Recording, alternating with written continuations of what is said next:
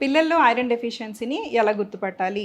ఒకటి symptoms, next second thing science.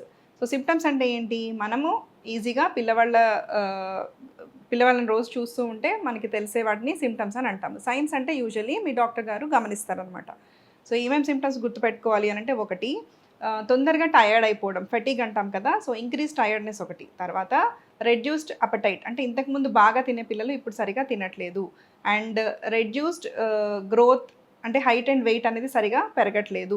Next thing sleep కూడా సరిగా లేదు. అంటే రాత్రంతా కదులుతూ పడుకుంటున్నాడండి మా వాడు సరిగా నిద్రపోవట్లేదు అని అంటారు కదా! అదనమాట.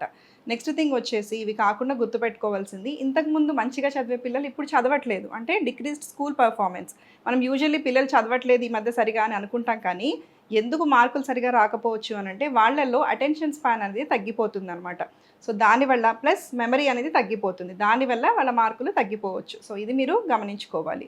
నెక్స్ట్ థింగ్ వచ్చేసి కొత్తగా మీ పిల్లలు చాక్ పీస్ లాంటివి లేదా మట్టి లేదా గోడ లాంటివి తింటున్నారు. గోడ నాకుతారంటారు కదా! సో ఇట్లాంటి సింప్టమ్స్ కూడా ఐరన్ డెఫిషియన్సీ వల్ల ఉండొచ్చనమాట.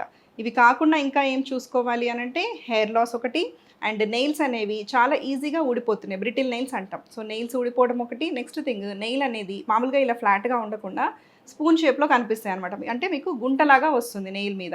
సో ఇట్లాంటి సింప్టమ్స్‌ని కూడా మీరు చూసుకోవాలి ఐరన్ డెఫిషియన్సీ ఉందేమో. ఇది కాకుండా ఈజీగా చెప్పే సైన్స్ ఏముంటాయండి? మనకి మామూలుగా కంజక్టివా గానీ, స్కిన్ గానీ, చేతులు, కాళ్ళు, అరిచేతులు, అరికాళ్ళు ఇవన్నీ తెల్లగా కనపడతాయి. అంటే ఆ స్టేజ్ వరకు రాకముందే మీరు ఇంతకుముందు చెప్పిన సింప్టమ్స్‌ని చూసుకున్నారనుకోండి, సివియర్ డెఫిషియన్సీని మనము నివారించుకోవచ్చు. మరి ఏం చేయాలి? ఒకవేళ మీరు గుర్తించారు. నెక్స్ట్ మనం ఇంట్లో ఏం చేంజెస్ చేసుకోవాలి అనంటే, ఫస్ట్ థింగ్ రెగ్యులర్‌గా ఐరన్ రిచ్ ఫుడ్ ఒకటి వెళ్ళేటట్టు చూసుకోండి మీ బాబుకో, పాపకి.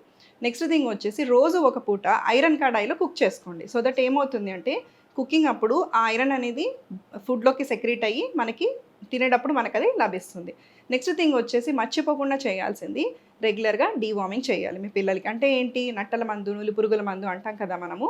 సో రెగ్యులర్‌గా ఎవ్రీ 6 మంత్స్ మీ పిల్లలకి డీవార్మింగ్ చేస్తే కనుక ఐరన్ అబ్జార్ప్షన్ బాగా ఉంటుంది. దానివల్ల ఐరన్ డెఫిషియన్సీ అనేది రాదనమాట.